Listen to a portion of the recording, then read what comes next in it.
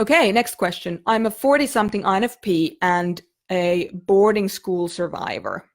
Even though I led with introverted feeling, I feel detached from my feelings as a result of my experience. How can I reclaim my feelings now? Well, first of all, congratulations for surviving boarding school. And secondly, congratulations for recognizing that this is what the challenge was. So for those of you who haven't had boarding school experience, everything's very regimented and there isn't really space for your emotions.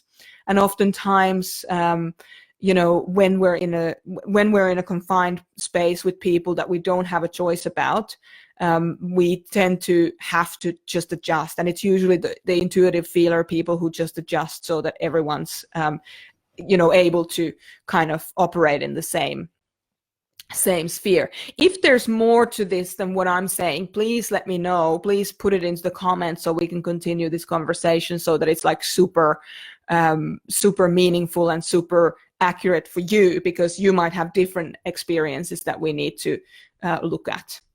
So how can I reclaim my feelings now? Firstly, understanding, and this is the very basis of this. Firstly, you need to understand that you're no longer in that situation. And that may seem like an obvious thing. Like you might go, well, obviously I'm not in that. But your body memory, your cellular memory may not realize it fully yet. So you may need to retrain your cellular memory, your body memory. And as an INFP, that's your 10-year-old inner child, to say, you know what?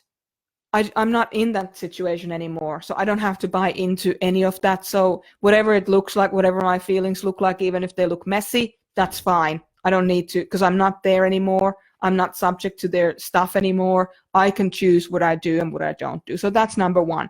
And you may need to do this like 300 times a day. When you feel like something is restricting you, go like, oh yeah, I'm no longer in boarding school. I don't have to do any of this.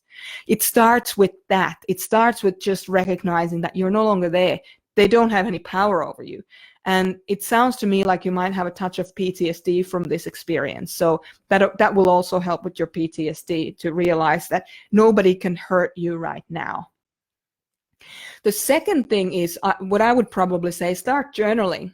Start asking yourself these questions at least once or twice a day. How am I feeling right now? And what do I need right now? And then try to give yourself what you need. And even if initially you can't think of anything that how you're feeling or what you might need, don't worry about it. Because what you're actually doing is you're opening dialogue with your inner children about their needs. You're opening a dialogue between the 4 different people that live within you about what they need. And so you're bringing those 4 people together, which, to live your life authentically. And like a boarding school situation kind of pulls those 4 people apart so that each one of them can play the appropriate role according to the boarding school. But now you're wanting to bring yourself together so that you can live this life that's actually right for you. So just remember that just starting to have those conversations between those 4 different people within you. And if you don't know what I'm talking about, go into the learning units and check it out. You need to make sure that those people are talking to each other, and that's actually going to bring you together. That's going to do your integration work. That's going to bring you to a space where you have a real true sense of belonging, and from which you can then start doing creative ventures. So that's what I would say to that.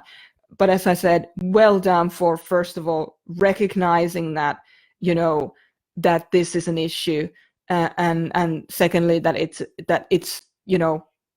an issue for you still at this point of your life. So I'm well done, truly.